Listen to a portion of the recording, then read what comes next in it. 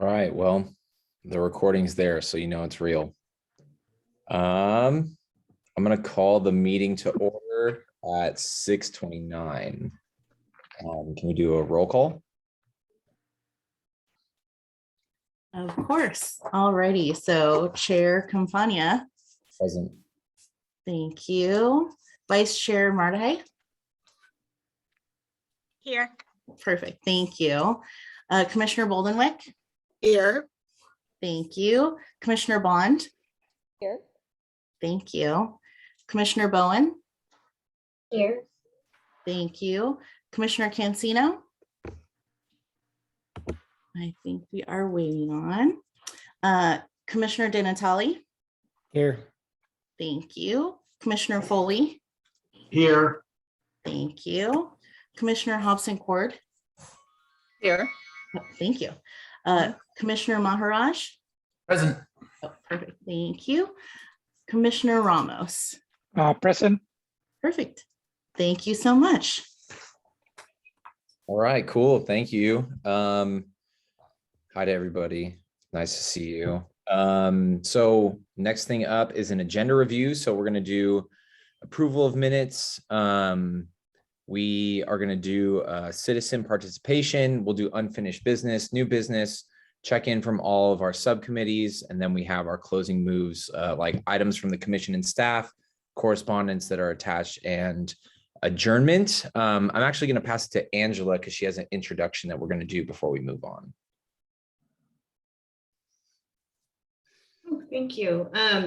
Well, I just wanted to recognize that we have some extra staff people on the call today.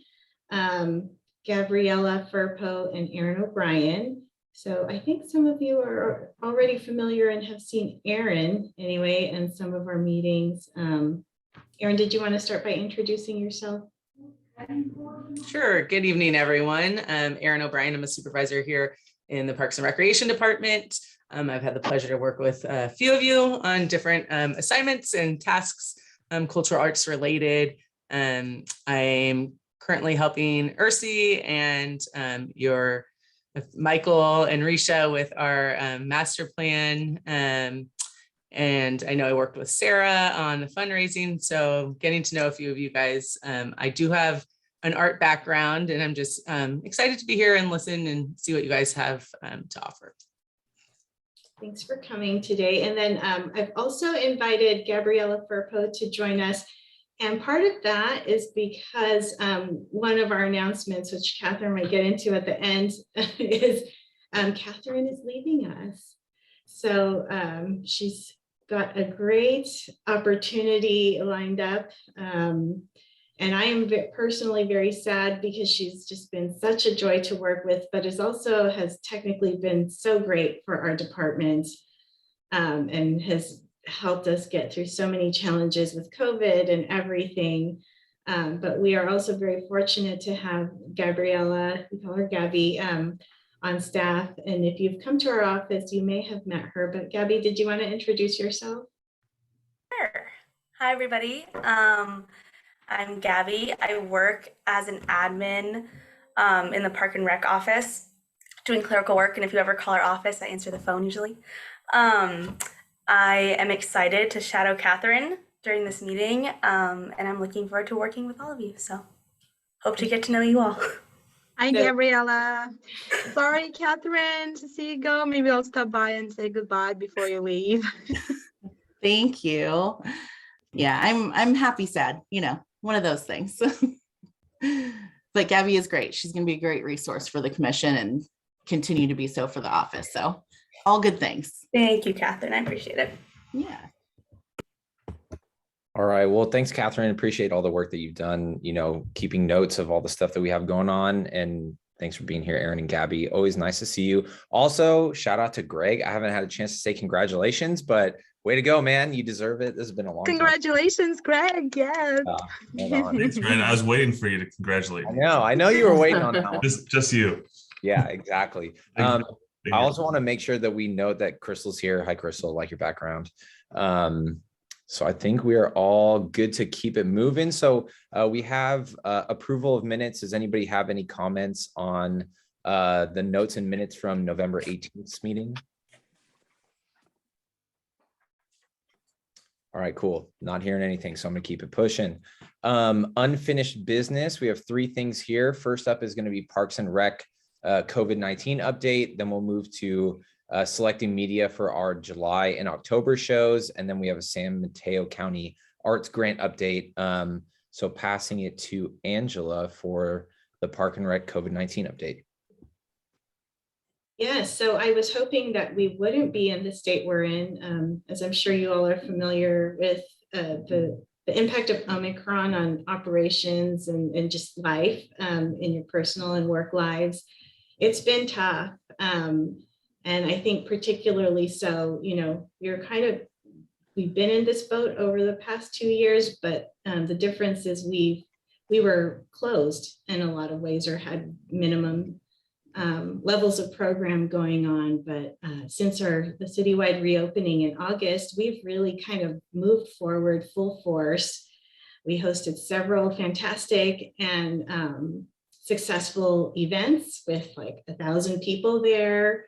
And even with some of the COVID challenges in the workplace, you know, things were somewhat stable. We knew what rules we were following. And unfortunately, after the new year, we've returned to the place where we don't know what tomorrow brings. And we've been taking things literally day by day and making decisions about how to move forward day by day. So just for your own general awareness, I wanted to put this on the agenda so to share information about the context that Ursi and I work in. So cultural arts is just one part of the broader recreation program. We also have aquatics and classes and sports. And so in other areas, we have chosen to cancel either out of concerns for safety, which is what we did at the pool, because we had planned, you know, a full roster of swim lessons that would involve people unmasked and in the water with our instructors. We've canceled some of our basketball programming because, again, just staffing issues and players being out. And then we'll get to our art show next later on in the agenda. And then as far as returning boards and commissions to in-person, I think the goal was to do that in March, but that date has just moved to an indefinite time. So hopefully, I think we will be able to give you all, you know, at least a 3 months heads up for when we do move to in-person or hybrid or whatever the consideration will be at that time. I know through the end of January, at least, City Council has moved to strictly meeting virtually. I think, and Greg might have the latest information. In February, they might return back to hybrid, but I haven't heard for certain. I think that's probably also one of the pending decisions to be made as things change over the next week. Yeah, it's still unknown at this point, Angela. Okay. But and then what that also means for some of the cultural arts projects that we're working on with each of the subcommittees is that a lot of those have been put to the wayside, not lost, still on our list to do, but just kind of in a temporary holding pattern. And simply because it starts with, you know, my personal bandwidth, Ursi's, and then, you know, having limited ability to reach out to the rest of our team who are also facing their own challenges. But I think we'll really get through this and hopefully, you know, face a brighter February outlook, perhaps kicking off with a great art show. So that's all I had to report. Does anyone have any questions?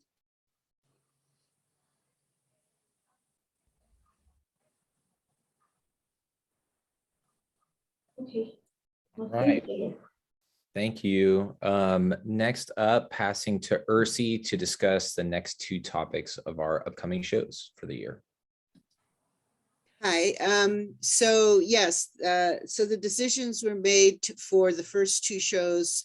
As you know, the first one is photography, that's the media. The next one in April is the youth art show. But the media for the final two shows of the year, that is the one in July and in October, has not been decided. Though decisions don't necessarily have to be made today, we do strongly advise the commission to recommend a media, not necessarily a theme. If the subcommittee chairs for those 2 months have an idea already and a theme, is wonderful. But just to select the media at this juncture is really, really helpful in terms of promotion and preparation for the year. It's kind of in the hands of the subcommittee chairs for the July show and the October show. So yeah, that's it. That's all I have. I don't know if the chair would like to entertain some thoughts today. One thing I would say is pre-pandemic and even during the pandemic when we went virtual, one of the mediums that a lot of our participants really was popular in the past was a two-dimensional painting oriented show. So I would recommend that be considered in some form, just because that is actually, besides youth art, the most popular in terms of participation. Have we ever, Ursi, done something with the folk art, like folksy arts and crafts type of affair? Where people could submit their work? I think the closest to that has been, I have to think. We've had, I'm not sure if this would be considered folk. It's kind of a interesting definition of what is folk and what is not. But the porcelain, this is going way back at the beginning of the century. There was porcelain doll programs. Of course, the quilting can be considered, though not specifically quilt, folk, kind of perhaps leaning in that direction. And our Day of the Dead, which incorporated folk themes as well. So yeah, just a little bit, but not necessarily intensively so. Do you think the public would be interested in submitting something from their heritage, something that would remind them of their culture, like in terms of craft work? Again, I'm going before the pandemic. It's always recommended, if we do have a new media, that we tie it into an old media, a media that has had success in terms of presentation. So I would say, it's an interesting concept for a theme. It would be up to the subcommittee chairs to hash it out and bring the recommendation as to what they want their media to be. So if you need to find any information on this, just as a commission, it's on page, page 9 of our packet. It has our goals and committees on there, and then it has listed out who is in charge of those, who's listed as members, and then also what has been done in the past. So that's helpful. Just a little bit of information if you need it. I think at this point we can just leave it to the group. I don't know if we need to make a decision as a larger group, and for the sake of time, I can just kind of put that on the subcommittee members to meet and then make a suggestion on what those are for July and October, and then we'll talk about what's coming up in April a little bit later. Okay. I'd like to just go on record that I'm very interested in doing another Day of the Dead event. Not exactly like last time necessarily, but I would like to have Saturday set aside for a hands-on craft thing. And if that's what we do, I'd like to have Ursi contact Percy, who is our Evangelina, Lynn. Evangelina? I could not come up with that. Thank you. Contact Evangelina and see what her situation is now and what she might project for October. If she could work with this and be with us on that Saturday. I know it's hard to commit yourself that far ahead, but just so she knows that we have plans for something and we would like to have her participate.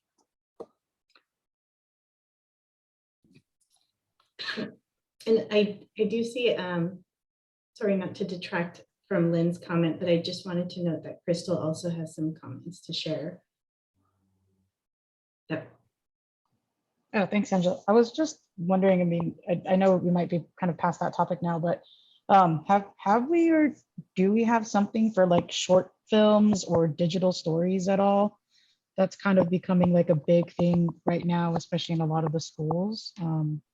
Since a lot of people have been taking pictures and video of them during the pandemic, and I've just noticed that with a lot of schools and a lot of kids, or even a lot of adults who've been struggling with mental illness, digital stories has been like a big wave recently. So I was wondering about that, if we have any places for that to happen maybe in the future. We don't have anything existing, but that doesn't mean that there can't be space for it later. I think that's something to consider too, is like we're at this point, it seems like we're just picking mediums. So if we wanted to do digital, or maybe a space to include digital films, like projected or whatever that is, in addition to whatever is going on, there is opportunity for that, but there isn't anything that exists currently. Any other comments, thoughts, ideas on these picking mediums for July and October before we move on?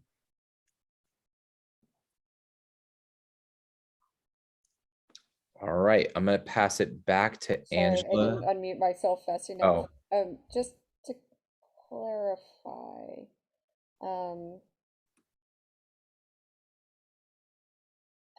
for some reason I thought we changed this around a little bit, but it looks like I'm the chair for the July show. I think for some reason I thought we changed that, but in any case, I can work with folks to get a decision sooner rather than later on the media and take into account Crystal's comment around including something digital for that. So I'll take a note. Thanks. And I think that whoever took on the last year's art shows for those seasons, we kind of kept it going unless we heard otherwise.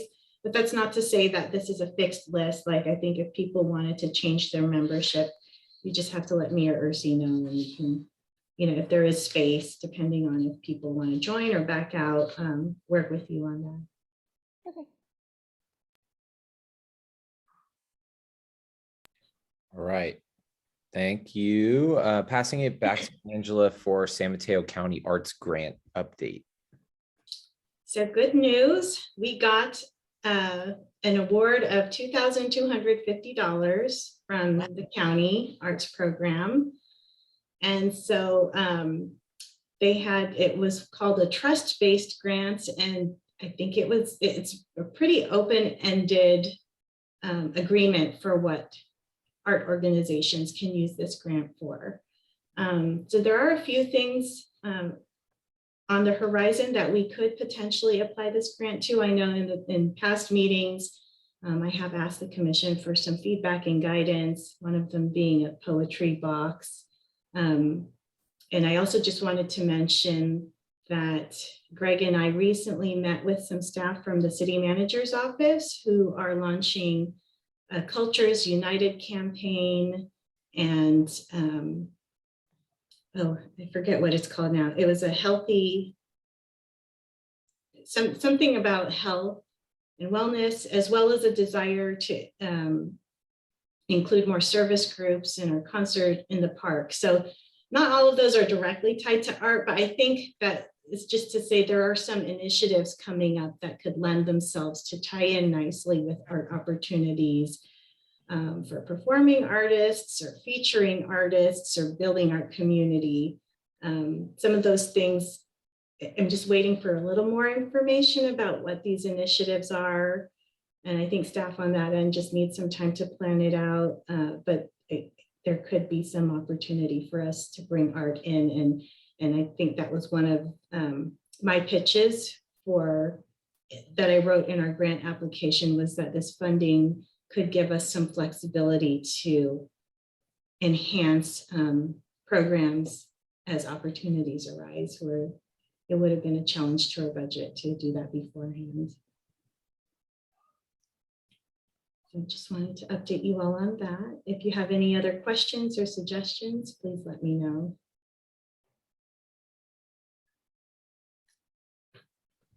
All right, cool. Thank you. Moving on to number 7 on the agenda, we have new business. So anything that has not been classified as unfinished business and that is not from our subcommittees. Does anybody have something to add here? Nothing from staff. All right, gonna keep it going, getting on to the juice of it. We're gonna talk about subcommittees. So number 1 on our subcommittee list is strategic vision, passing it to Michael. Hey, so the selection process is still underway. Next week, we interview 2 finalists. Both of the finalists are well qualified. We're really excited about the potential opportunities. So after those interviews, we anticipate having a selection recommendation for council, and we really don't have any further update until that happens. So, are there any questions on that? Okay, back to you, Ryan. Right on, thank you. Sculptures number 2. Lynn, do you have any updates? Just that Ursi has spoken to the artist who did the windswept piece, and once again he's gone or will be gone, but he's turned this over to another artist who apparently is very well known to him, and he will be able to have a look at the piece and see if it's fixable. When, I haven't heard, unless Ursi knows. Or if Ursi, do you have anything to say or to add to that? Hi, Lynn. Yes, Brian Russell, who created Windswept, the sculptor, is fortunately going away on his boat again in April. So he has given me a local referral of a highly recommended sculptor here in the Bay Area. And so that gentleman actually was out on a teaching assignment, but as it happens, he phoned me this morning. However, I was not able to speak with him, so I will be getting in touch with him to find out, I guess, how we will proceed with this. So that's kind of where we stand right now. Other than that, that's it. Awesome, thank you. Number 3, urban art, looking to Risha. Yep. The main update right now is that the Prometheus mural that was at the Caltrain that was damaged has just gone through a first phase of having the gray splotches cleaned up, and perhaps Angela would be able to share a picture. Awesome. And then phase 2, which is a more intensive restoration and repair, is starting on February 1st.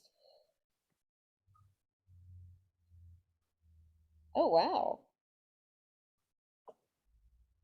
Is that picture above is the But that's the original photo of the mural? Sorry, you're on mute, Angela, if you're. Sorry. Yes, above is the original photo. Below is what happened to it with the graffiti splotches. And there are also, you can't see it here, but closer up, some other like names etched into the leg. And so this mural really could use some love. And then this is the update.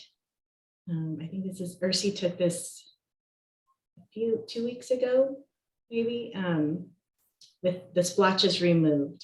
So Yeah, you can so- still see Wow. Yeah.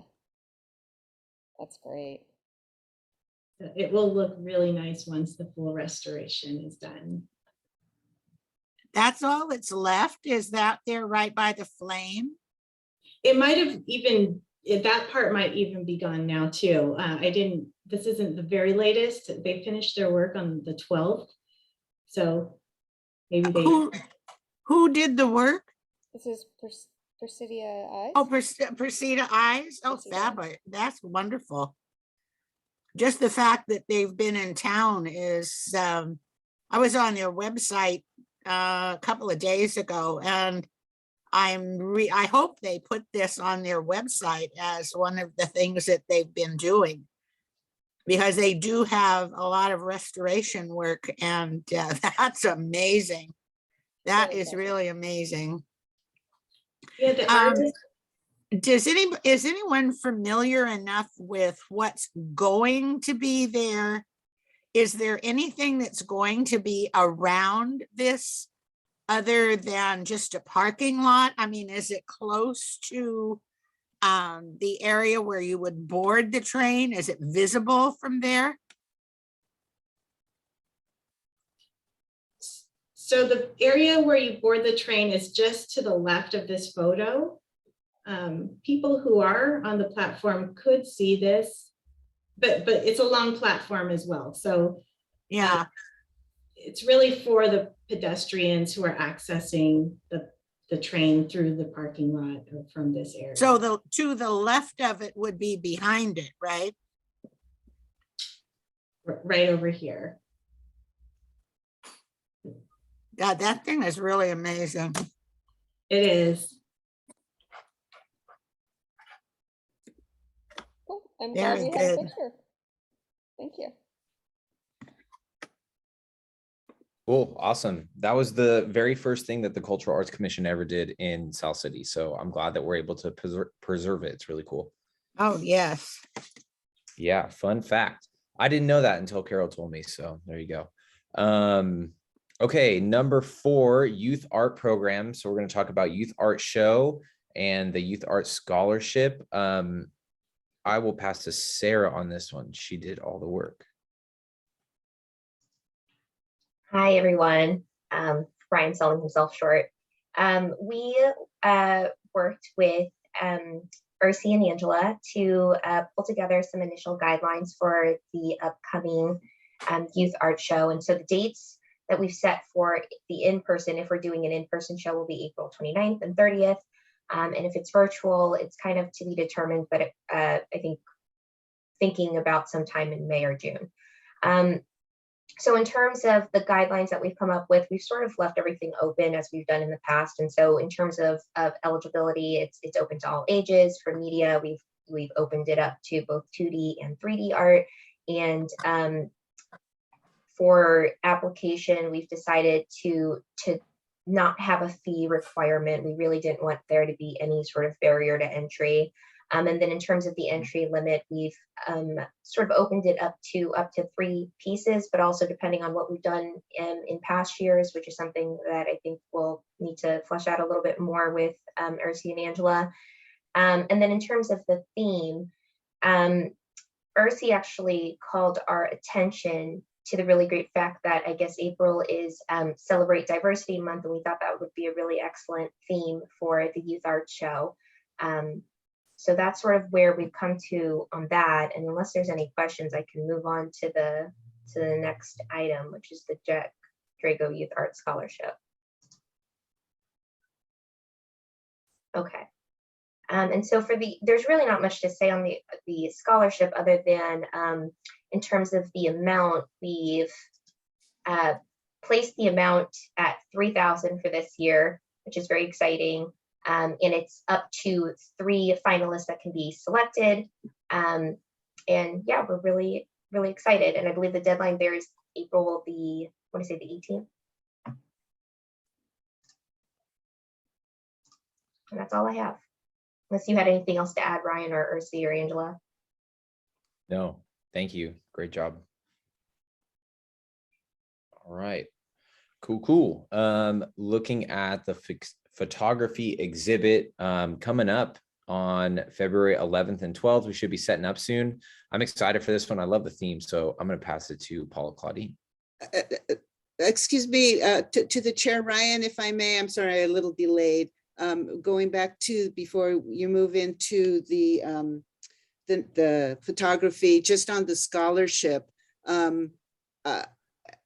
is if it's the commission's consensus to move forward with the scholarship application as Sarah has described it, do we want to just send it out to promote it now, or is, if there's any discussion on it, should it be delayed for approval for February's meeting? Sorry, Ursi, I move too quick sometimes. That's okay. I move too slow. Yeah, I guess we can just open it up to debate. My thought process is the longer we have it open, the longer people are aware and the more opportunity there is, but definitely open to other considerations. Ursi, do you have submissions already from the students? No, the first step would be to formally approve of it as Sarah has described it, and then I would send it out. So there's no promo, and we have not reached out, so there are no submissions at this time. Thank you, Ursi, for catching that. We do look to the commission for some consensus about the grant amount as well as the application process. So just to note that it doesn't have to be a given, although this is traditionally what the commission has approved year to year. Thanks, Angela and Ursi, for pointing that out. It doesn't sound like we have any comments. So Do you need a motion for this, Ursi? You needed a motion? You want that? Well, it wasn't an action item on the agenda, so I'm not sure. I kind of am deferring to Angela and Greg here to let me know how to move on this.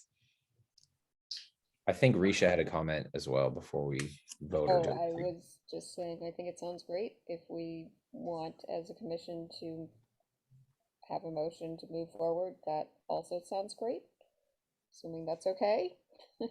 yeah, well, and I think because we didn't agendize it as an action item, you know, we wouldn't need a motion necessarily. And given that this is an ongoing program that's a well-established part of the cultural arts program, I think we can proceed if there are no concerns today from any commissioners or further discussion, that we can always bring this back in February. I think the earlier it could get out, the better. I agree. I think a good old-fashioned thumbs up is going to do it. All right. Thank you. There you go. Oh, thank you, Ryan. Thank you, Commission. Thank you. Look at all those thumbs up. Love to see it. All right. Now I'm going to pass it to Paula Claudine to speak on the photography exhibit coming up. All right. Thanks, Ryan. So using our momentum, we've been able to move forward with the photography exhibit. And in speaking with Ursi, we've sent out flyers. We've promoted online as well. It's, as you know, February 11th and the 12th. The deadline is coming up soon. It's January 28th for online entries. Also in speaking with Ursi, you know, due to the COVID situation, the surge, at this point, it is scheduled to be an in-person event, but things are so uncertain, it may not be. But come January 28th, the day of the submission deadline, that's when we'll determine whether it's going to be in person or not. I do want to encourage all of us to sign the docent list because I think there's still some open spaces. So I know there's some people on the commission that have not had the opportunity to attend any of the events in person. And when that happens, it'll be a real treat. So if this happens to be the case, we want to make sure that the people who haven't had that opportunity have an opportunity. So go ahead and take a look at the docent list. And if there's any spots and you haven't signed up, please do so. I am uncomfortable doing this at this time. I realize you guys haven't made the final decision, but I'm just with the current COVID peak right now, I'm uncomfortable with it. I'm sorry. Okay. Percy? Yeah, Paula, Claudine, I have a little bit of an update as well that evolved. And yes, the uncertainty of these times has just had us all on a tightrope here, not knowing which way to go, and we still don't.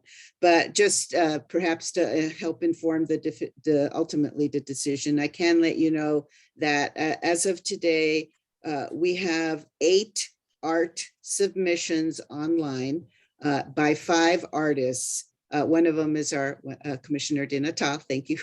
Thank you, Commissioner Di Natal.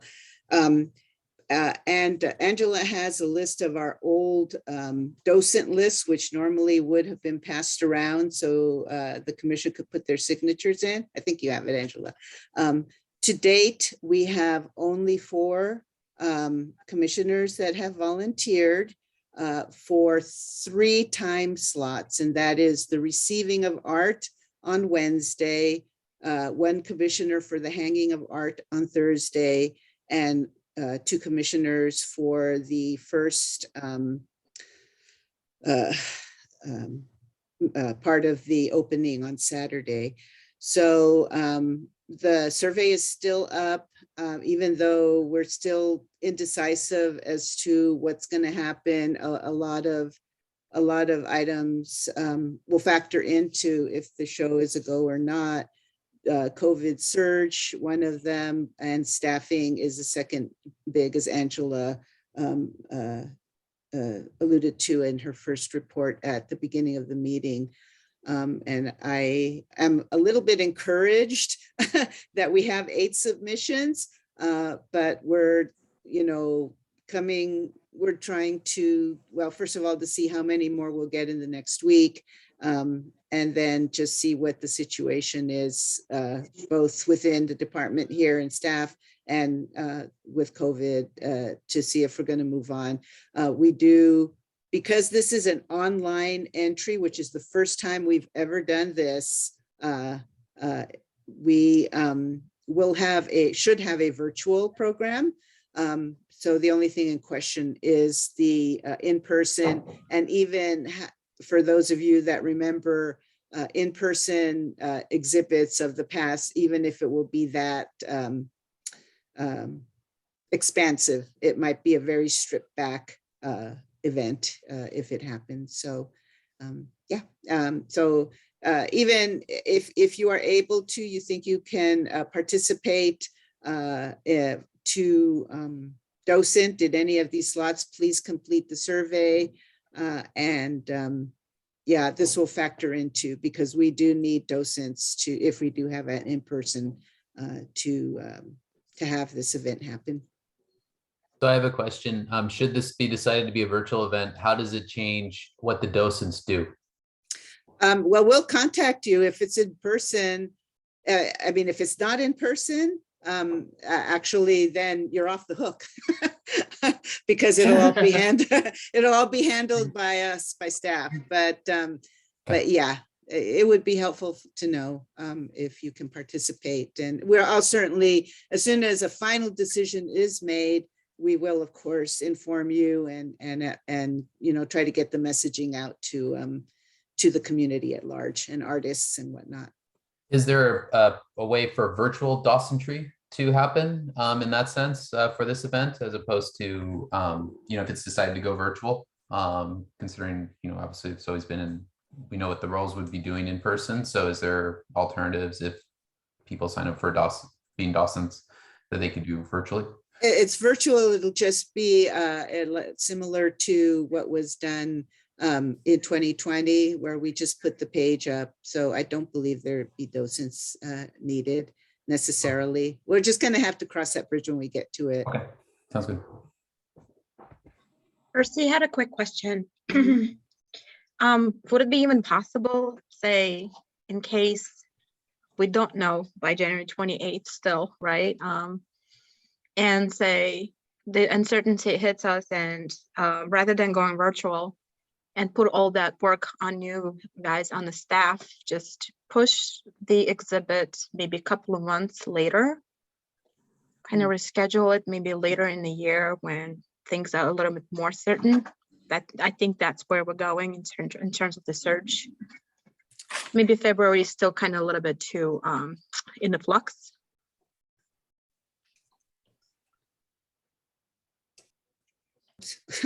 Well, I don't know.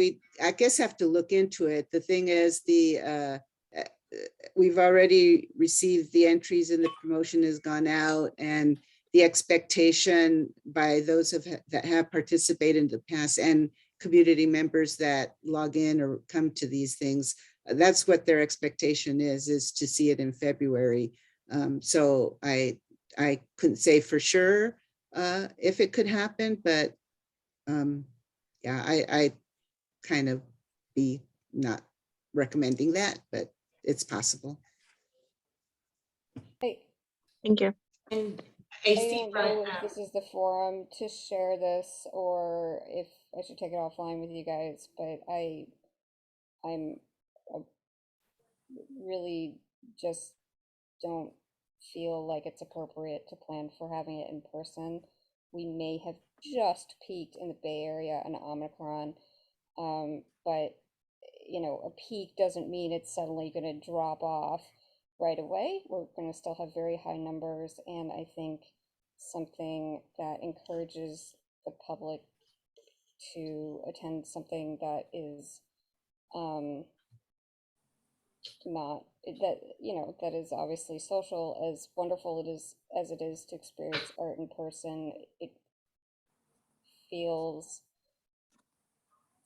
not quite right to me. And I also think that putting pressure on people to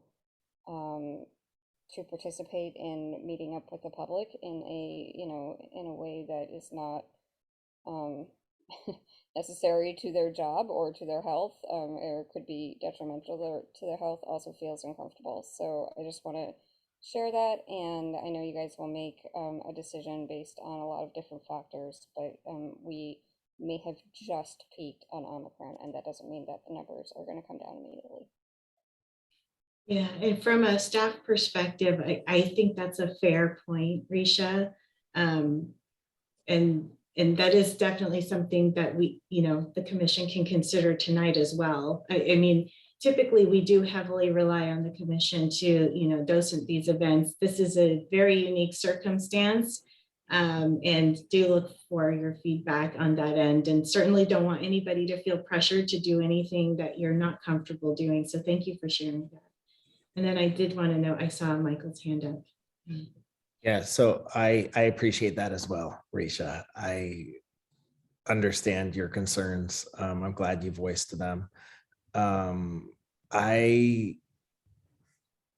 it relates to virtual docenting, as in response to Zubin's question, is there the ability with the platform, the virtual platform that we do use, to capture those visitors? And so have a virtual guest book in that virtual space, so that we capture email addresses and attendance that goes through there, or is that already built into the platform? And I guess that's my first question.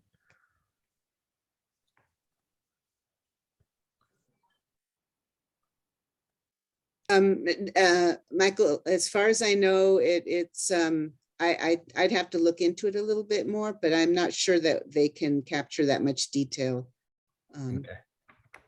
Wonder, I was just gonna brainstorm, and it would be something we'd have to look into, but like we could put maybe a Survey Monkey link on there that says, tell us what your favorite photo was, or, and you know, some sort of inviting prompt that's basically inviting people to share their feedback, or even a specific question about what did you like best, and maybe that's interactive for artists as well.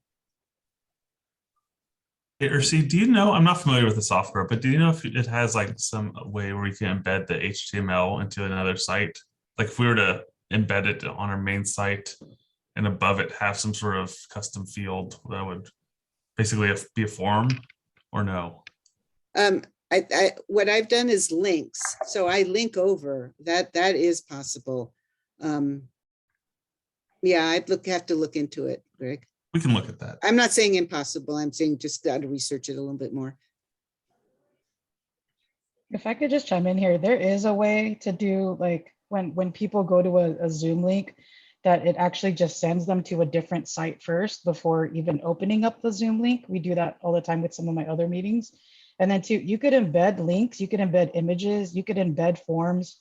You just need like a web developer, whoever does that or does the coding, the CSS coding for that, or the HTML JavaScript coding for that to be able to do that. But that's totally possible. You can put anything on a website as long as you have access to the coding for that web page. So yeah. Okay, you may have to look at that. Thank you. The other thing that I wanted to bring up is just, you know, with regard to those concerns for docenting, I was wondering if we could talk a little bit about what that expectation even would be. And this is just, you know, saying that it is a safe environment, which is undetermined right now. And that we do have the voluntary participation. I know in the past, from what my recollection is before COVID, these art shows, we'd be standing at a table, we'd be asking people to sign a guest book, and we'd really just be greeters. We'd really be there to mingle. We'd really be there to protect the art, represent the commission, talk to anybody. Even just thinking of all of that, that does feel like a tall task in the environment that we're under today. So as I'm just looking at it right now, I might be willing to sign up as a docent for one of those shifts. But in my mind, what that would mean is I'm just standing there in the room. I'm not approaching anybody. I'm not I'm distanced and I'm there as a resource if someone needs me, or if I see someone peeling something off the wall or picking at a picture. But I don't know if I would even be comfortable standing at a table and asking people to sign in and use pens that we have there. And so I don't know. Those are just my feelings off the top of my head as the moment stands right now.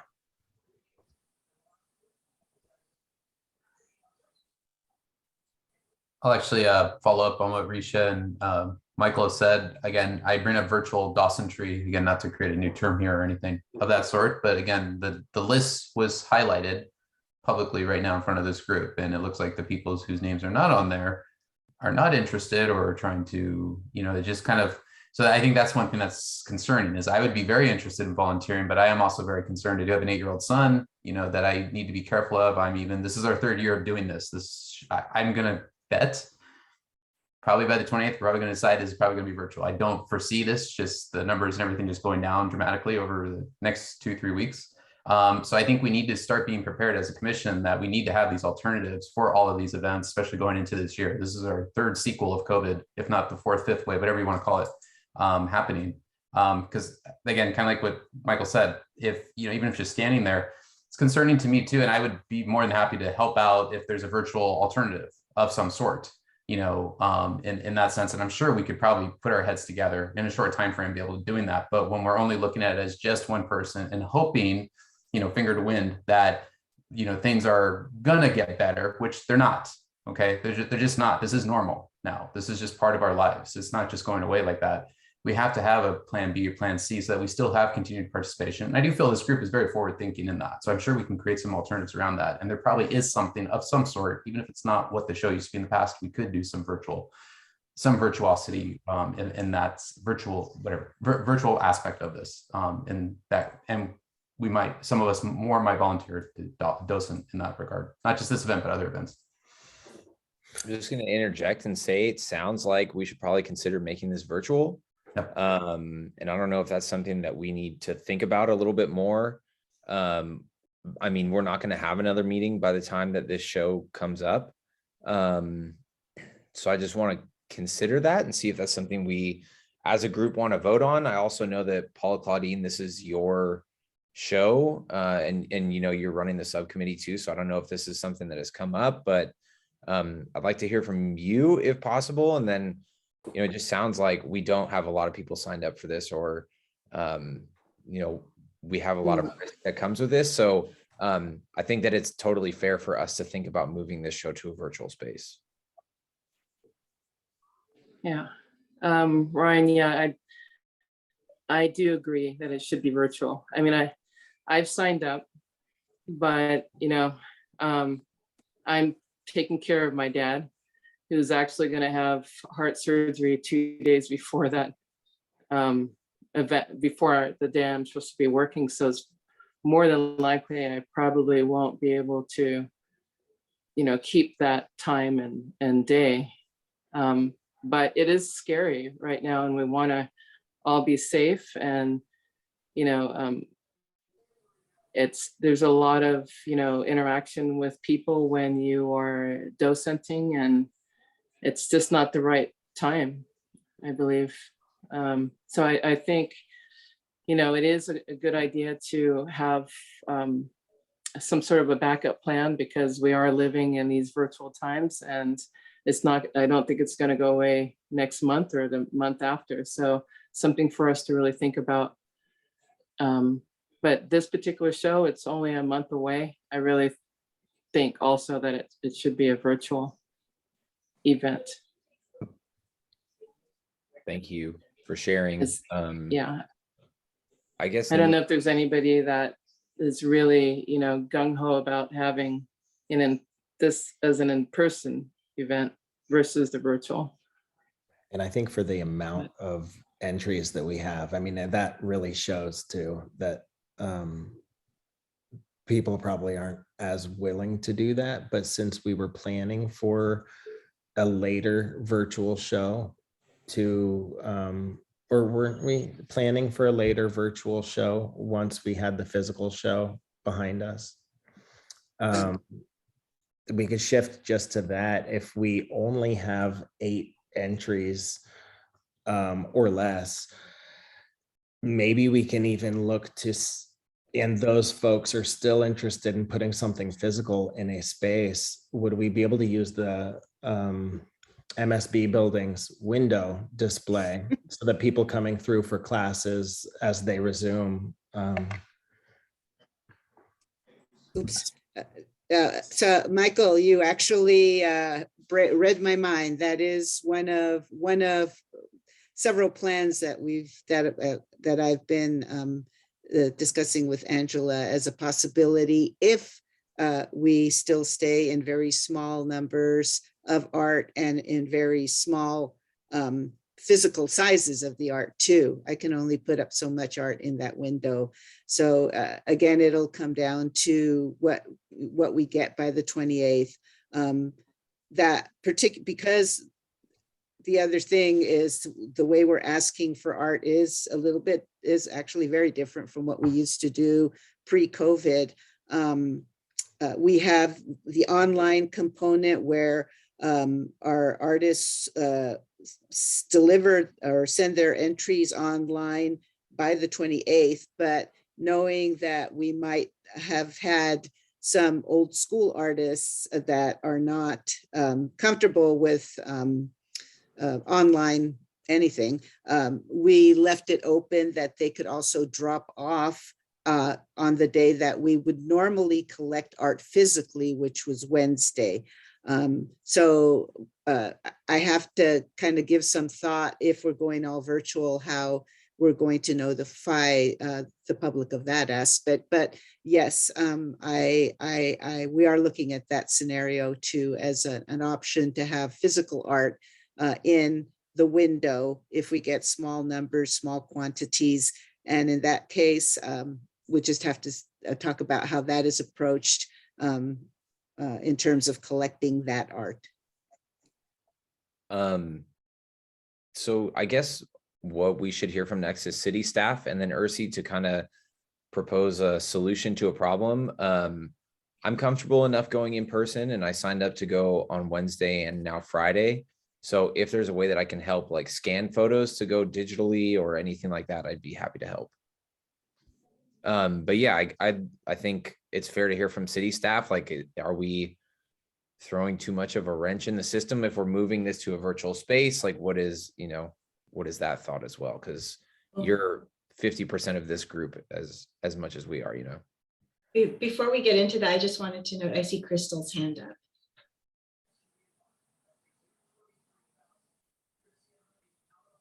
Sorry, I think that's old when this, I've already been corresponding with you on that, but how I signed up for some of those dates, but I didn't see my name and I was kind of confused. But I would totally be down too. Same as Ryan, I'm totally down to like help scan photos and stuff like that too. So I mean, anything that you guys need to make this virtual or digital, I'm available.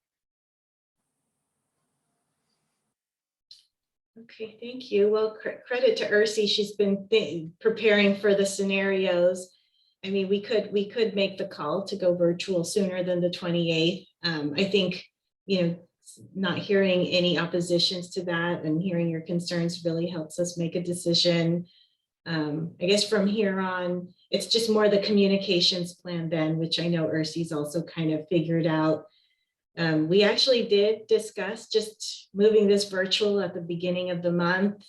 But since that was the cusp of when we had already started publicizing it, for the sake of consistency, we just kind of wanted to get the word out. And then, if it captures anyone's eye, they'll look into, our website, and we can also follow up with more messaging now, but at least people kind of know that there's an effort out there and there's still an opportunity to participate if we pivot. So we can work on that. Ursi, do you have anything to add? No, not at this time. Just hold my breath until the 28th or slightly before that and see what happens. It's an adventure. Yeah. All right. Well, thank you to everybody. I mean, especially shout out to Risha, Michael, Zubin for bringing up these concerns. Like, this discourse is what makes us great as a group. And I'm glad that we're comfortable enough together to really do what is best for all of us and all of the public. That's why we're here. So thank you for, having the difficult conversations. I'm going to keep us moving because we have been talking for quite some time on this now. So Paula, Claudine, you get to keep the microphone. We're talking about great. performing arts. I'm actually going to have to pass the microphone on to, I guess, Angela. If Angela, you can give a report on this live show that we've been discussing. Mm-hmm. Thank you. Ursi and I have been working with the Performing Arts Subcommittee to kind of narrow down some virtual opportunities for performing artists and even other artists to be featured on Zoom. And the thought was that we could include some component, possibly, highlighting, starting with a commissioner highlight featuring Paula Claudine, and tying that with our promo for this photography show. And just in consultation with our city attorney about, what are some of the legal considerations for setting up policies for doing this. She did send some food for thought to staff that kind of points us to just needing to outline, what are the terms for artists to participate in such a venue. And that really is something, when it comes to just the bandwidth I mentioned, that I haven't really gotten to evaluate or consider. I think there's definitely a way to address it and to move forward with it. But at this time, I think this is one of the projects that we'll just put on hold temporarily and hopefully look to maybe the next art show as an opportunity to combine these efforts. So it's still there, but just something that's on hold for now. Thank you, Angela. Angela, just top of mind, do you recall what any of the preliminary findings were from the city attorney? It was about like how to not censor is not the word, but like how do you qualify what's acceptable content in what people might say, and and basically if this is a public platform, I don't know, something about free speech and that kind of thing. So I really don't think that in our interactions we would really have any problems with it. And I mean, of course the city attorney is going to say these things, but it just is something that from a staff perspective I want to understand better, so that when we do communicate with the artist or whoever is featured, that we can all feel comfortable in that space about what the expectations are. And then in addition, one of the things we talked about was that a commissioner would kind of serve as the MC for that type of interaction, so that like Zubin, if it were you, that you could also feel comfortable in understanding what those parameters were in case someone started to go down a path that made you feel uncomfortable or not. Not that Paula Claudine would do that, but it's a template for any artist. And maybe this is appropriate for our next meeting as a subcommittee, but I'm just wondering, do we have to attach it to an art show? Can we just actually do the trial event by itself? Oh yeah, that's definitely a possibility. I think given the short timeline that we were working with, that was just the soonest way we thought we could highlight.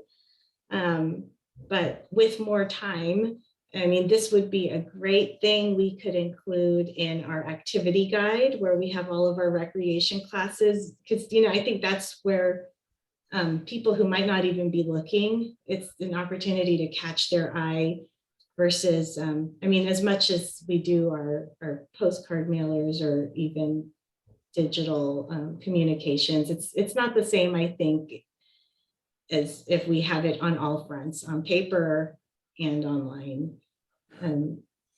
Okay. No, and I just bring it up because the idea that we've been talking about as a committee was meant to really keep it very simplistic. I think that what the attorney brought up is very good in terms of what are the guardrails of what content can be said and what is said. I'm probably trying to move at the speed of startup, which I'm used to. And I know it's city government, so I do want to be appropriate and so on as well. But if the next, I don't know what I think the next art event is probably, several months out. So if that's the case, I mean, I'd prefer if, again, this is meant as a hybrid event, or actually no, virtual event, sorry. So, if we could aim for March or April, I'd love for that. But I'm also patient as well. I'm just excited about the opportunity. I think there's something that can be done. We have the players and everything all ready to go in that sense. So love to accelerate it if possible. Maybe not in the February timeframe and not having to attach it to an art show if need be. Okay, thank you. Yeah. I just wanted to comment and you guys, it's a great discussion, Angela, but Sorry, I just thought that art was supposed to provoke a response of some sort, like emotional, visceral response. So I think we don't have to worry about having these emotions because I think it's appropriate to have them. And if an artwork or art piece or music elicits strong emotions, then good job. I'm all for it. Uh, I'm sure the lawyer Yeah. completely agrees with you. Millie, I don't disagree with that, but again, this is the first time this is coming out of the gates, at least from this subcommittee doing this. So I would want to exercise a little bit of caution. We can always, after the first one, like then see what actually comes out of it and what we can go back to the attorney with, because this is partnership with the city as well. Like I don't want to just be, we got to walk a neutral ground on this a lot, as well as we're also representing the commission in that sense. And I agree with you. I wouldn't, but again, there's parameters and there's things that could have ramifications as well. So it's balancing kind of all those things in mind. Yeah, I think starting with the commissioner, like myself, I know I have an idea of what is expected and what is not acceptable. So starting with one of us, I think we'll understand that, but somebody that is not part of the city or the commission, there's a lot of things that can suddenly happen or come out of one's mouth that once it comes out, it's too late. So I can understand, the concern.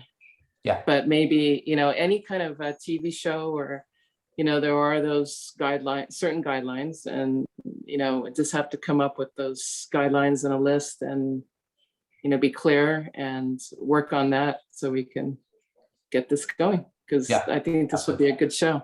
Yeah, absolutely. But it does take time to put it together.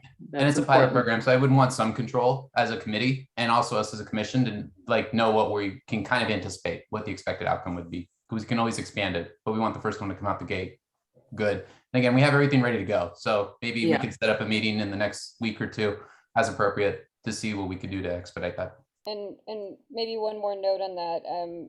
I'm not a lawyer, but an argument that could be made back to the lawyer is if a certain number of people on this commission signed off on it, we are members of the public.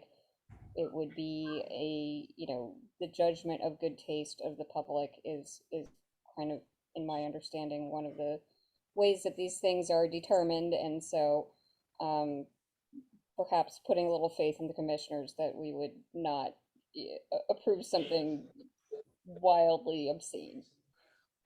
That actually is not a bad idea. And even if we do a dress rehearsal or at least show some of the script as a rough draft to the commission and get those signatures, again, just think throwing spaghetti on the wall right now, that actually might be helpful to move this forward. I like your idea, Risha. Yeah, and this is where I just need more time to consider her feedback, because I don't think it was so much like you shouldn't do this, but it was just, be prepared for it.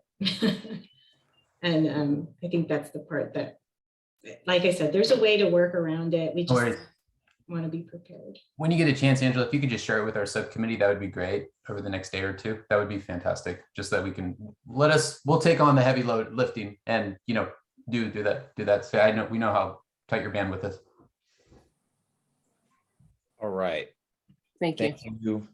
Performing arts. I'm going to keep us moving on to the next subcommittee, which is community engagement. So passing to Millie. I wish I could say that I have something to report. No, I've been trying to put something together, but I'm just going back and forth with what's going on in the community, as it's kind of not very good out there.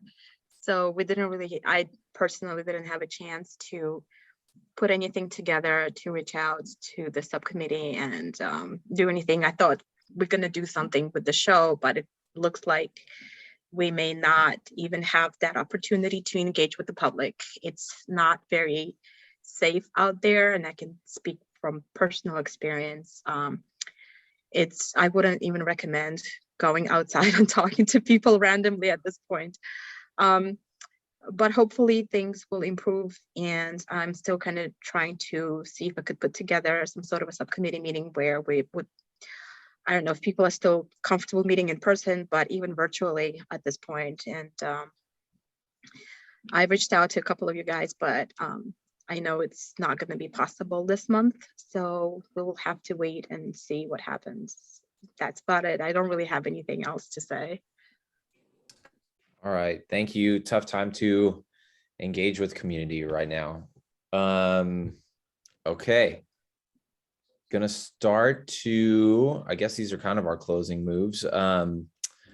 Number 10 on the agenda, items from commission. Anybody got something to bring up? Anything coming up? I have a show coming up with the band. That's going to be April 9th, Saturday, the Cherry Blossom Music Festival. But this time I would suggest penciling it in your calendar because of COVID. So like all the music festivals and a lot of the shows around town are, you know, they're booking people and then they're canceling the shows. So you can pencil it in though. And that's about it. All right. I did have one question, Angela, for the San Mateo Art Fund, the 2250 that we got. Is there a date when that's earmarked that we have to use it by? You know, it wasn't specific, but it did say that we have to report back at the end of the calendar year. Okay. So that's my deadline. Okay, so there's no immediate need to have to come up with ideas or put something together on. Okay. No, and just hearing, I mean, yeah, COVID's got us on hold for a bit, but I think there are a lot of initiatives coming up that will have the opportunity to interject some of that funding for art. Cool. All right. Last call. Any additional items from the commission?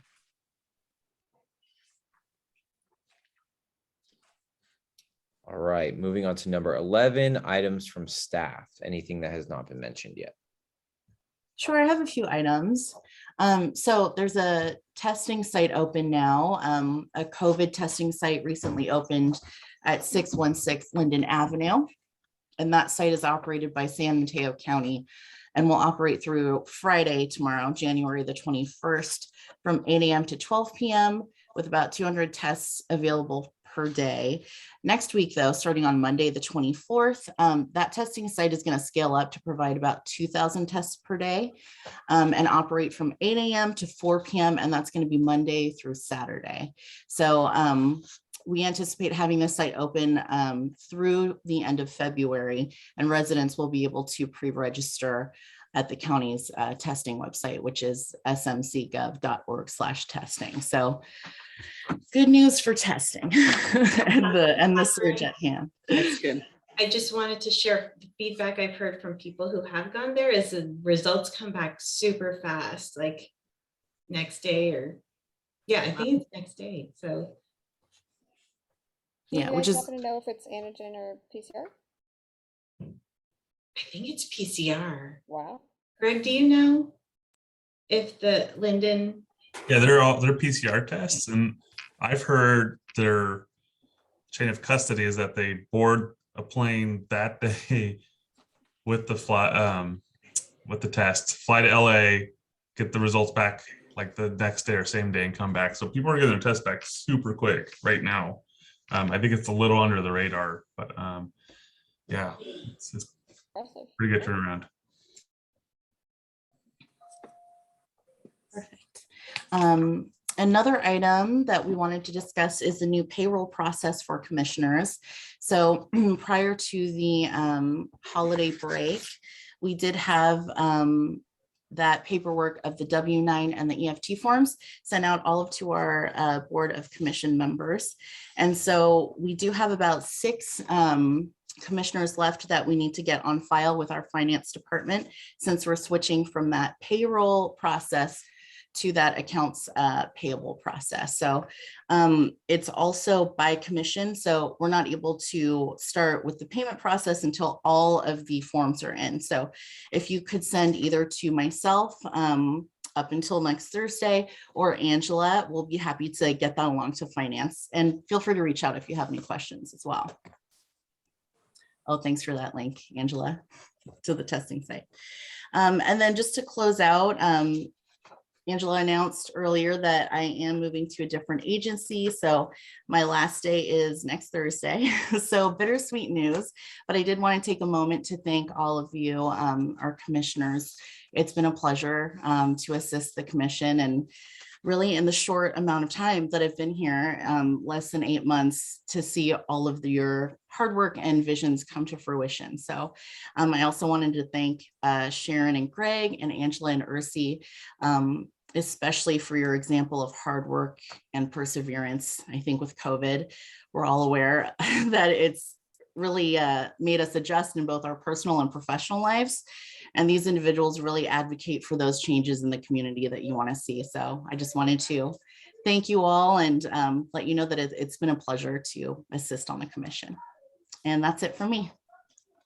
Thank you, Catherine. Yeah. Thank you so much Thank for you. everything you've done. Thank you. We're gonna miss you. Yeah, definitely. Thank you so much. For Definitely. everything. Good luck. Thank you. Okay. Correspondence were sent in an email by Catherine. You can find those in your email. And if there's nothing else, I'm going to adjourn the meeting. Last call for any comments. Good work, Ryan. Oh, yeah. For this, Right on. yes, this is day Great number meeting. 1 of your Welcome. You're all in trouble. chairmanship. Well, cool. Right on. We'll end at 7:45. This meeting is adjourned. Thanks, everybody. Thanks so much. Thanks, Thank Ryan. Thank you. Okay. Happy New Year. Thank you, everybody. Take care. Be safe, everybody. Bye.